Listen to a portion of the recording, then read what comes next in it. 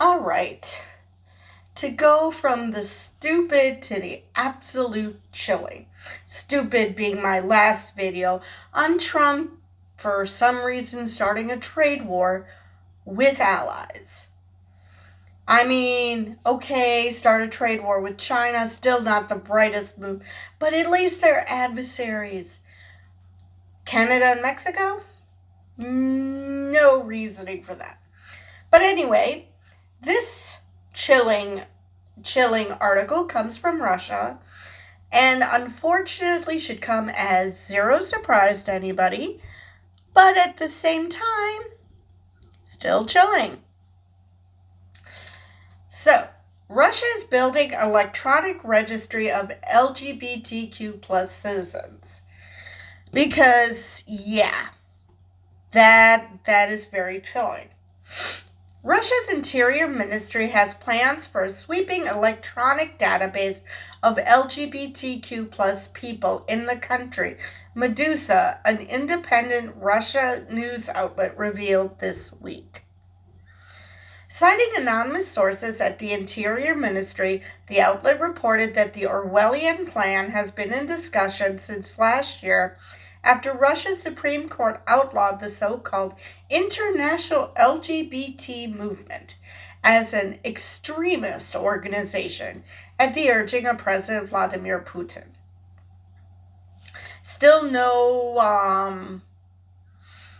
nobody's telling us what is this LGBT movement and how is it an extremist organization.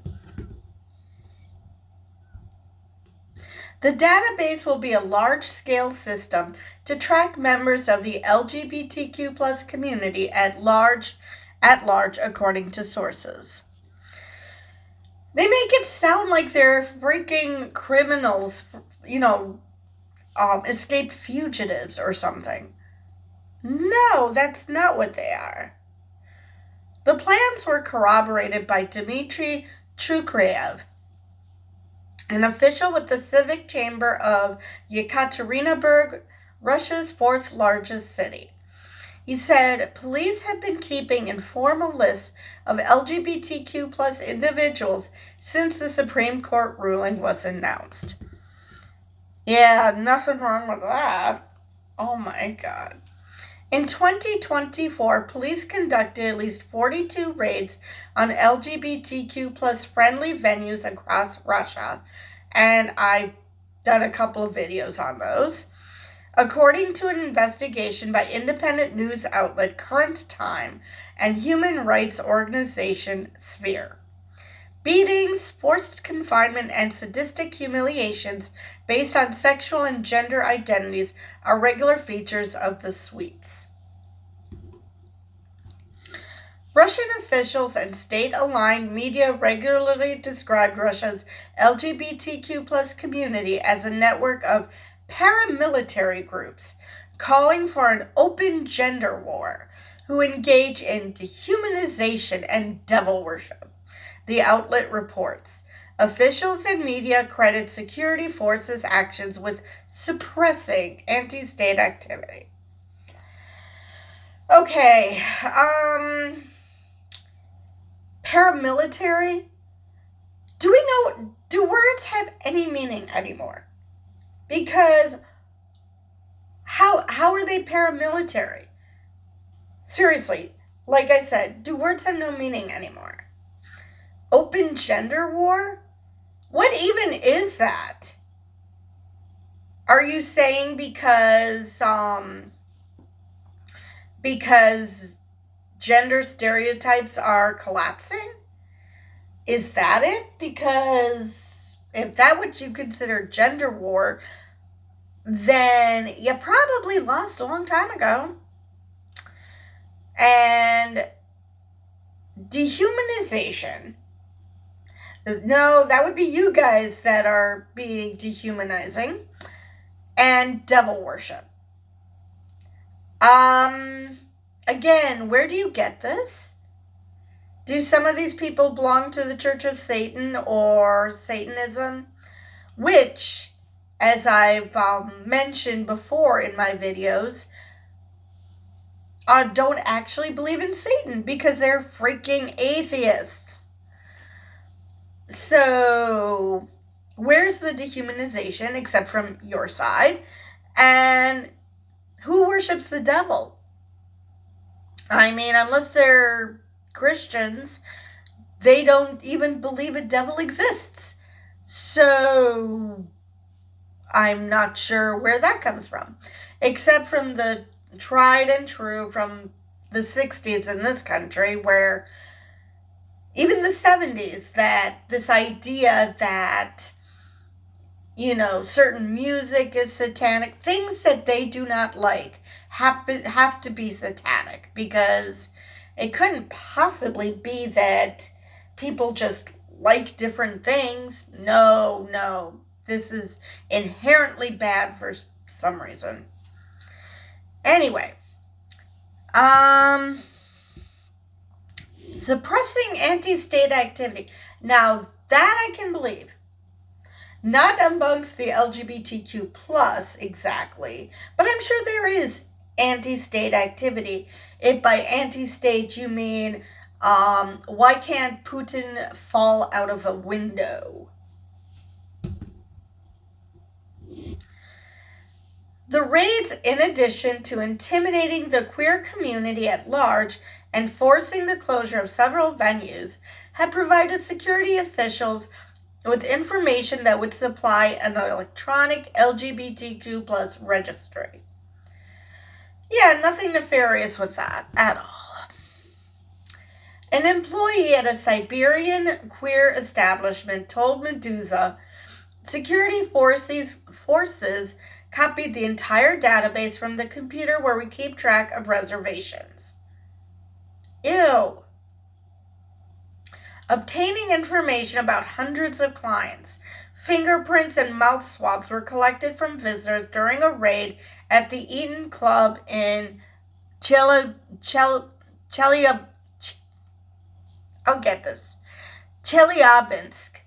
and employees and patrons at the Orenburg Club Pass, or Pose? Pose. I'm assuming it's the English word pose. Were forced to state their registered residential address on camera.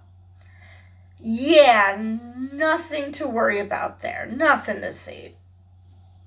Oh my God. At a house party raided by security forces in Leningrad Oblast, guests were forced to surrender their passports and unlock their phones. If someone refused, the others were subjected to collective punishment and forced to squat. Jesus Christ, what is this, special forces? Oh my God. And for those who are curious about my response, I watched the show Special Forces World's Toughest Test, and I can only imagine that when they punish the group for a mistake of one person, that actually does happen in Special Forces. So yeah. According to human rights activists, such raids are also aimed at exposing LGBTQ plus government officials. The organizer of one queer-friendly event in the Urals region revealed police who raided the venue hoped to catch deputies, office holders, and other significant individuals at the event. Are you kidding me? This is what Russia has come to. That people are gleefully wanting to turn bigwigs in, not because of corruption, not because of doing anything nefarious, but because they're LGBT plus. And they gleefully do this as if they're doing, as if this is some sort of a fun time or a game, or, they get to be the horrible people. They're being given permission to be horrible people to people they don't like. Sort of like what Trump is trying to do in the U.S. I mean, give me a break. Like I said, there's a lot of reasons to go after government officials. The fact that they're LGBT plus, not one of them. While security forces continue to collect data in ever more sadistic operations, progress on a full-scale LGBTQ plus registry has been hampered by Putin's other current obsession, the expansion of Greater Russia through his war on Ukraine. Probably the only good thing that's coming out of this war is that Putin can't do everything at once. But I feel so bad for the Ukrainians. Forces assigned to that conflict are draining the ranks of police who would otherwise be hunting down members of the international LGBT movement. I hope Ukraine manages to kill all those people, because it's one thing for these poor conscripts that want nothing to do with the war and had no way of getting out, being forced to fight. But if we're dealing with horrible people who have no problems attacking people for just because they were told to hate them, and maybe because they actually do hate a certain population, yeah, make them pay, make them suffer. I'm sorry, I'm not a good person, I know. But yeah, I'm fully in the punching Nazis is most of the time okay camp, simply because if you're going to be a horrible person, then you shouldn't be surprised when people are horrible to you. It's just that simple. Now, what the international LGBT movement is, not a clue. The fact that we exist, that's not a movement. Existing and demanding that we aren't being hunted down is should be, I mean, technically I guess you could call that a movement, but I'm pretty sure that this is about being deathly afraid that we're converting people, because that's totally how this works. All right, but the raids continue to produce results. That's unfortunate. One sweep at a restaurant and club in Gorno Altaysk. I'll get it yet. Last year yielded data on 80 patrons and staff alone, an employee said. We know all of you now, security forces repeated as the raid dragged on. That's not creepy at all. Not to mention, just because I don't know how big this Gorno Altaysk is, but I don't think that 80 patrons means that you know everybody in the LGBT plus community, or even all of them in this town, because not everybody goes clubbing. I mean, granted, I'm asexual, not gay, but I've never been to a club. That's not my scene. Even though a part of me would like to experience the nightclub here in Wausau, but at the same time, not my scene. So I have mixed emotions there. Kind of why I don't go to Pride either. Only in that regard, it's usually not a big fan of crowds. or heat. So, yeah. Yeah, I would love to go to Pride, but at the same time, outdoors and people. So yeah, not all of us go to clubs, and not all of us would go to the club at the same freaking time on the same day. Everybody has lives. Some people go on one day, some people go on the other, just like everybody else. So, no, I'm going to say that you probably don't know everybody. So, yeah, that is all I have on this article. I really feel for the community in Russia because things are just getting worse and worse.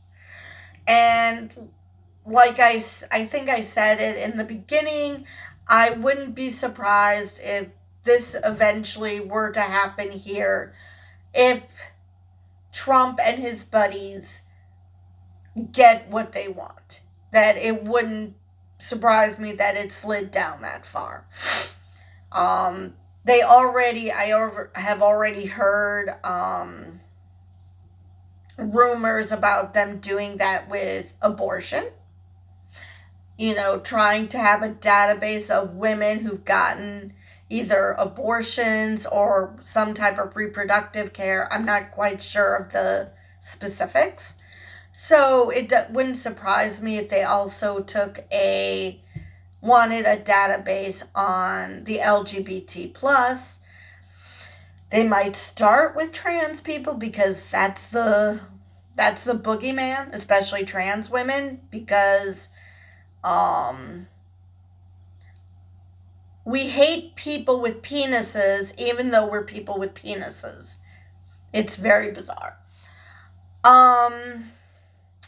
So yeah, things are this world is getting shittier and shittier by the day, and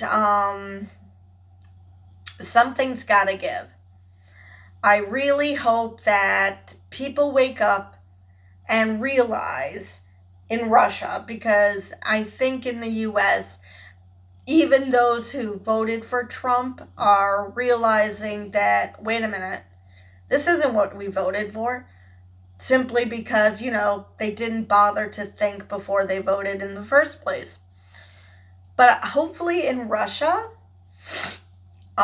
people start to wisen up.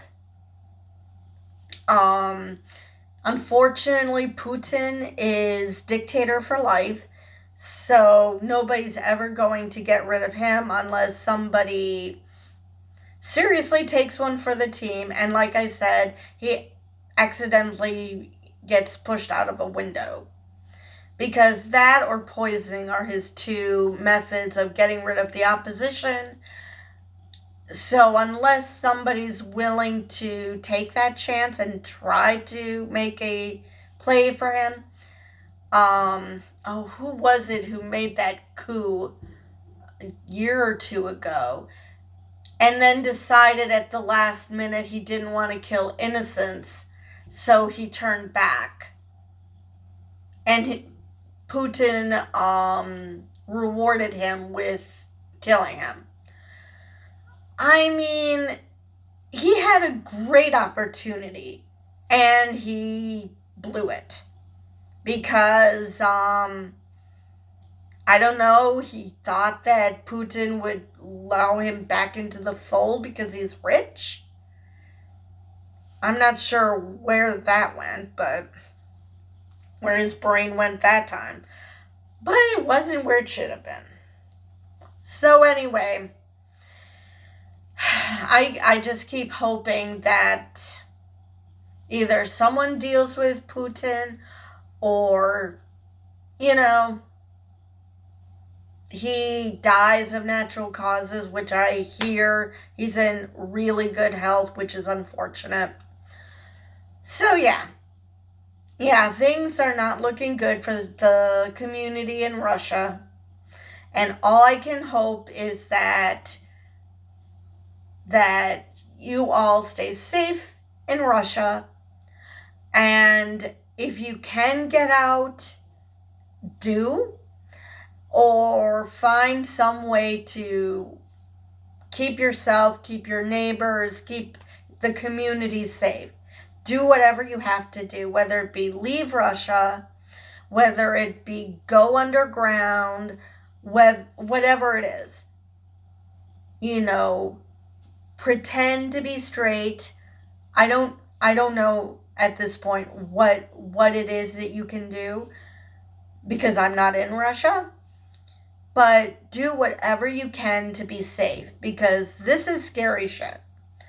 And I can only hope that there doesn't end up to be some mass killings or mass incarceration, basically a Holocaust 2.0. Don't want that. The first one sucked. So yeah, I just hope that everybody in Russia stays safe and somehow finds a way to get through this dark period because Putin will not be the leader of Russia forever. I know it might not seem like it, but he will not live forever. Unfortunately, he doesn't seem to be dying anytime soon, which sucks, but he will not live forever. So all I can say is you need to hold on until things get better. Like I said, if you have to leave the country, leave the country. Do what you have to do to keep yourself safe. That's all I ask is stay safe.